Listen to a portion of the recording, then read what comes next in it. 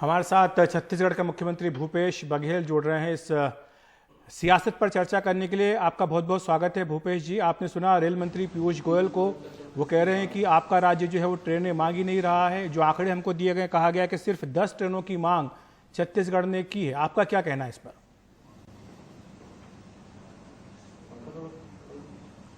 अब पीयूष गोयल जी केंद्रीय रेल मंत्री हैं और वो सफेद झूठ बोले, इसकी उम्मीद तो मैं कतई नहीं कर रहा था। 30 ट्रेन की हमने मांग की है और 9 ट्रेन अभी तक आ चुकी है, छत्तीसगढ़ में पहुंच चुका है। 9 ट्रेन में यात्री पहुंच चुके हैं। जो 10 ट्रेन मांगे बोल रहे हैं और 9 ट्रेन में यात्री लोग श्रमिक लोग पहुंच गए हमारे छत्तीसगढ़ में। तो ये अपने आप में उसके बयान है वो गलत साबित करता है और इस प्रकार की राजनीति उनको नहीं करना चाहिए।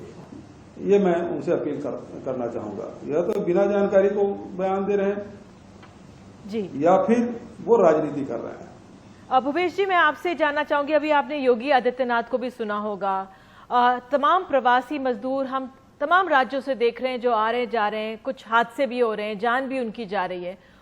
योगी आदित्यनाथ का कहना है कि भाई आप ऐसे असुरक्षित मोड ऑफ ट्रांसपोर्ट से ना आए, जो ट्रक चला रहे हैं ऐसे उन पे कार्रवाई होगी। आपका क्या सुझाव है ऐसे प्रवासी मजदूरों के लिए?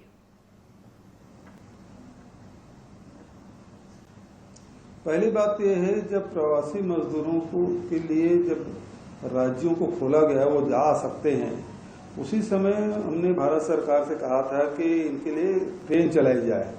तब उन्होंने कहा था कि बसों में ले जाएं। अब जम्मू में मेरे यहाँ यदि मजदूर फंसे हैं और छत्तीसगढ़ लाना है तो 1500 से अधिक किलोमीटर पड़ेगा, उसको कैसे बस में ला सकते हैं और कितने दिन तक चलाएंगे आप? तो इसलिए मैंने सुझाव दिया था कि ट्रेन से ही उन श्रमिकों को लाने की व्यवस्था की जाए और अंत में बैरियर पहले खोले और ट्रेन बाद में चलाए। तो मजदूर सड़कों पे आ गए और आज स्थिति ये है कि लाखों मजदूर है और सड़कों में चलने, पूरे परिवार के साथ चलने के लिए बाध्य हो रहे हैं। अब दुर्घटनाएं भी हो रही है, उसके पांव में फफोले भी हैं और परेशानियां भी बहुत अधिक है। ऐसे दृश्य, ऐसा मंजर शायद ही कभी इतिहास में देखने को मिला होगा जो अभी देखने को मिल रहा है। तो भूपेश जी, किसकी जिम्मेदारी है ये कि जो मजदूर सड़कों पर चल रहे हैं, क्या राज्य सरकार की जिम्मेदारी नहीं बनती है कि वो उनको सही तरीके से पहुंचाए? अगर सड़कों पर चल रहे हैं तो उनके लिए बसें या दूसरे साधन मुहैया कराए, उनको खाने पीने का सामान दें।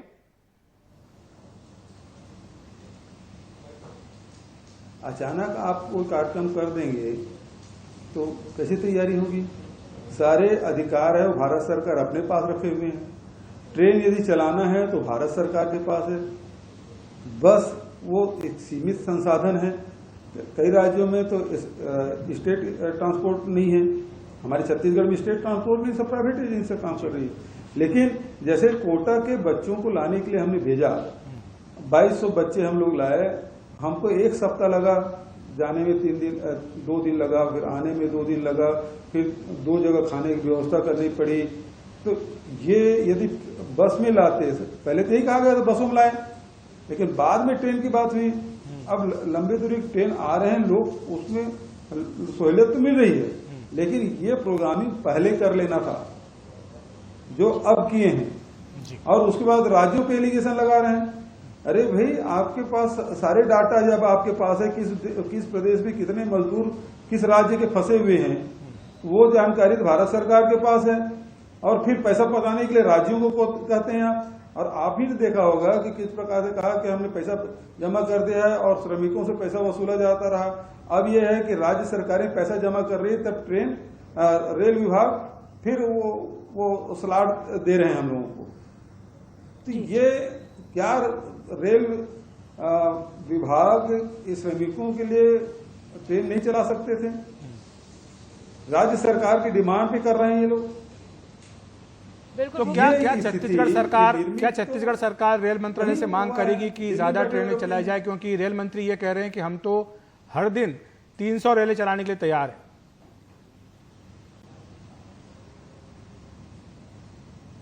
अच्छी बात है। अब मैं छत्तीसगढ़ में बैठ के देश की स्थिति के बारे में नहीं बता सकता, वो तो रेल मंत्री बता सकते हैं। लेकिन हमने 30 ट्रेनों की मांग की है। जो ये कहते हैं कि केवल 10 ट्रेन मांग की है, वो सफेद झूठ है। 30 ट्रेन की मांग की है, 9 ट्रेन हमारे यहाँ आ चुके हैं।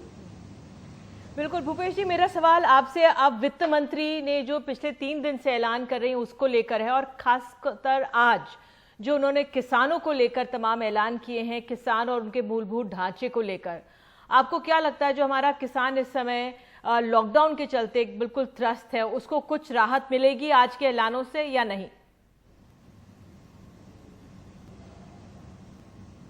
देखिए, माननीय प्रधानमंत्री जी ने 4 दिन पहले 20 लाख करोड़ के पैकेज की घोषणा की थी, और उन्होंने ये भी कहा था कि निर्मला सीतारमण जी जो वित्त मंत्री हैं वो कल आके मीडिया के सामने रूबरू होंगी, लेकिन हमको ये पता नहीं था कि ये धारावाहिक होगा, एक ही दिन में पता चल जाएगा, ये सोच रहे थे। लेकिन अब ये है कि धारावाहिक चल रहा है, जब धारावाहिक समाप्त हो जाएगा तभी हम कुछ कहने की स्थिति में होंगे कि किस वर्ग के लोगों को क्या मिला, श्रमिकों को क्या मिला, किसानों को क्या मिला, एमएसएमई में क्या मिला, उद्योगों को क्या मिला।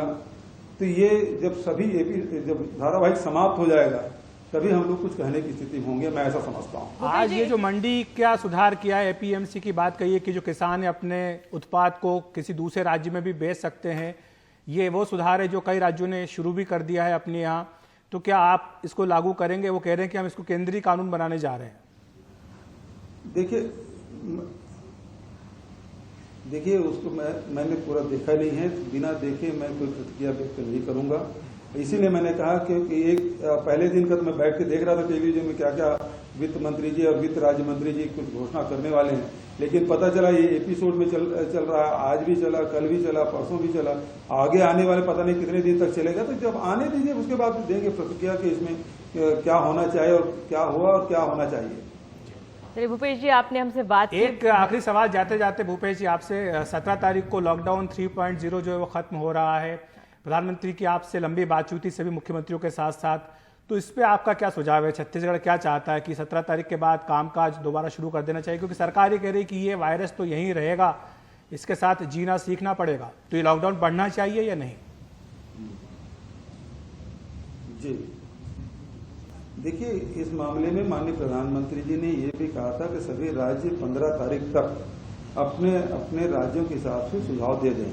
आज ही हमने वो सुझाव भेज दिए हैं। अब केंद्र सरकार किस प्रकार से उसको इम्प्लीमेंट करती है, क्या क्या निर्णय लेती है, वो डिपेंड करेगा। हमने तो भेजा है कि रेल सेवा है और हवाई सेवा है, राज्यों के सहमति से शुरू होना चाहिए। जो रेड जोन है, ऑरेंज जोन है, ग्रीन जोन के जो निर्णय करने का अधिकार राज्यों को मिलना चाहिए कि जिले में कौन सा काम शुरू हो सकता है, ये भी निर्णय करने का अधिकार राज्यों को मिले, ताकि अपने प्रदेश के हिसाब से वो धीरे धीरे किस प्रकार से जो व्यावसायिक गतिविधि है, औद्योगिक गतिविधि है, वो संचालित कर सके। अब भूपेश जी, आखिर में एक पूछ लेती हूँ आपसे सवाल कि इस समय आपके राज्य के सामने क्या चुनौतियां हैं इस लॉकडाउन के चलते? आपने प्रधानमंत्री को क्या सुझाव भेजा है, आप शायद ना बता पाए, लेकिन एक मुख्यमंत्री के तौर पर क्या परेशानियां, चिंता सबसे सर्वोपरि है आपके मन में, वो तो आप हमें बता सकते हैं।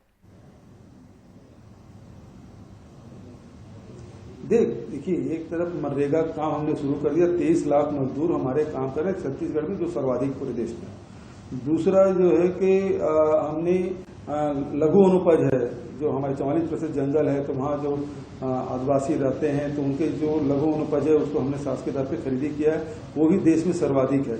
तीसरा, राजीव गांधी किसान न्याय योजना के तहत हम 6000 करोड़ के आसपास इस साल किसानों को देंगे, जिसकी पहली किस्त 21 मई राजीव जी की पुण्यतिथि के दिन हम देंगे।